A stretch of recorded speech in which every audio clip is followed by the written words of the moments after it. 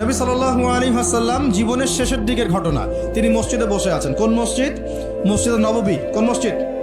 নববী। এখন একজন ব্যক্তি আসলেন, এই ব্যক্তির গায়ের জামাটা অত্যন্ত সাদা ধবধবা, চুলগুলো কুচকুচে কালো, এবং তাকে দেখে মুসাফির মনে হচ্ছে না, খুব টিপটাপ পরিপাটি একজন মানুষ ঢুকলেন, সুদর্শন। এসে নবী সাল্লাল্লাহু আলাইহি ওয়াসাল্লামের হাঁটুর সাথে হাঁটু লাগিয়ে দিয়ে বসে পড়লেন। যেমন করে আমরা আত্তাহিয়াতু লিল্লাহি ওই সময় বসি তাশাহুদের সময়, এইভাবে বসে তার দুই হাত নবী সাল্লাল্লাহু আলাইহি ওয়াসাল্লামের উরুর উপর রাখলেন। রেখে বলছেন, চারটা প্রশ্ন করছেন। কয়টা প্রশ্ন? প্রথম প্রশ্নই করছেন, ইয়া মুহাম্মদ, বলেন সাল্লাল্লাহু আলাইহি ওয়াসাল্লাম, আখবিরনি আনিল ইসলাম, হে নবী আমাকে ইসলাম সম্পর্কে বলুন। তখন নবীজি বলছেন, ইসলাম হচ্ছে আন তাশহাদা আল্লা ইলাহা ইল্লাল্লাহ ওয়া আন্না মুহাম্মাদান আবদুহু ওয়া রাসূলুহু।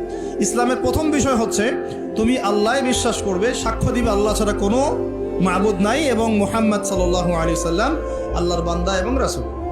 এরপর ওয়া আন তুকিমাস সালাহ, এরপর তুমি সালাত কায়েম করবে 5 ওয়াক্ত, ওয়া তুতিয়াজ যাকাত, তুমি যাকাত প্রদান করবে, ওয়া তাসুমা রমাদান, রমজান মাসে সওম বা রোজা রাখবে, এবং সামর্থ্য হলে তুমি হজ করবে।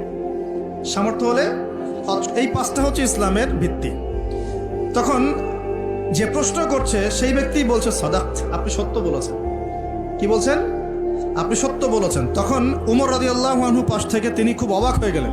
তিনি বলছেন, ফাআজিবনা লাহু, আমরা অবাক হলাম তার উত্তর শুনে। ইয়াসআলুহু ওয়া ইউসাদ্দিকুহু, সে নিজেই প্রশ্ন করলো আবার নিজে উত্তর দিচ্ছে। নিজেই প্রশ্ন করলো ইসলাম কাকে বলে, আবার নিজেই বলছে সত্য বলেছেন আপনি। তার মানে কি উত্তর তার আগে থেকে জানা আছে? উত্তর তার আগে থেকে জানা আছে। তো সবাই অবাক হয়ে গেল। এরপর তিনি দ্বিতীয় প্রশ্ন করলেন, এটা ফাখবিরনি আনিল ঈমান, হে নবী আমাকে ঈমান সম্পর্কে বলেন। কি সম্পর্কে? ঈমান। এই যে গায়েব, গায়েব সম্পর্কে, ঈমান সম্পর্কে বলেন। ঈমান মানেই গায়েব। ঈমান মানে কি? গায়েব। দেখেন, ঈমানের 6টা পিলার নবীজি বললেন। কয় পিলার? 6 পিলার নবীজি বলছেন। এখন ঈমান, আল ঈমান হচ্ছে আন তুমিনা বিল্লাহ, তুমি আল্লাহ বিশ্বাস করবে। কিসে বিশ্বাস করবে? আল্লাহ। দেখা যায়? আল্লাহকে দেখা যায়? আল্লাহ গায়েব না? গায়েব। ওয়া মালাইকাতিহি, আল্লাহর ফেরেশতা মণ্ডলীর প্রতি বিশ্বাস করবে। দেখা যায়? গায়েব না? আচ্ছা।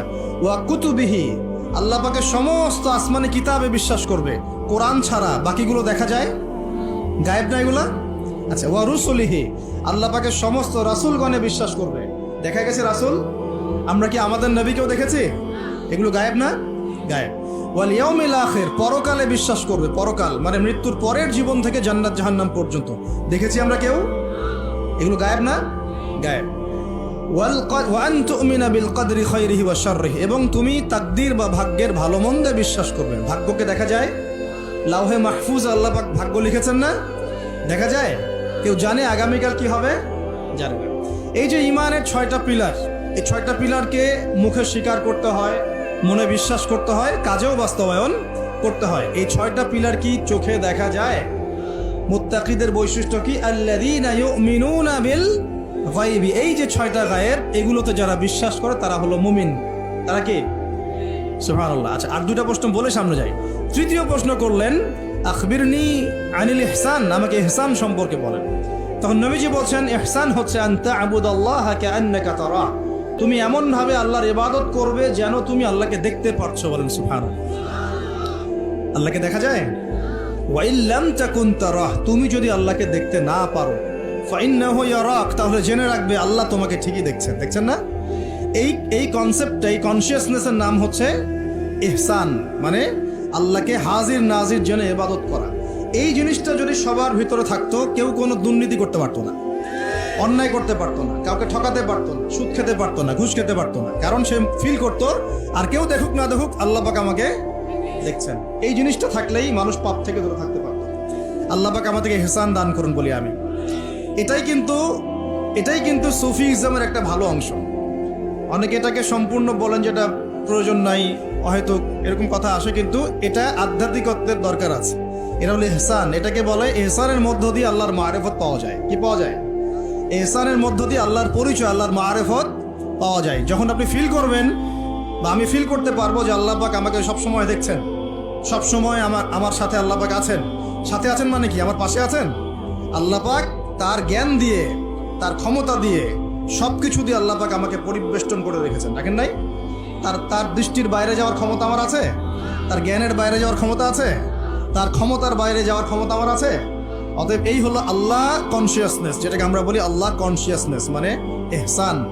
আল্লাহ পাককে হাজির নাজির জেনে ইবাদত করা, এটা হলো এহসান। এটা ইবাদতের অনেক উঁচু স্তর।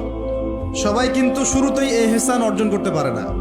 আমলের মধ্য দিয়ে, জিকিরের মধ্য দিয়ে, হ্যাঁ, তাহাজ্জুদের মধ্য দিয়ে, ভালো ভালো দান খয়রাত, দান সাদাকা, নামাজ, রোজা, হজ, যাকাত, বিভিন্ন আমলের মধ্য দিয়ে হৃদয় যখন পরিশুদ্ধ হয়, কলব যখন পরিশুদ্ধ হয়, আল্লাহওয়ালা মানুষের সোহবত পায়, আস্তে আস্তে দেখবেন তার মধ্যে আল্লাহর মারিফত চলে আসে।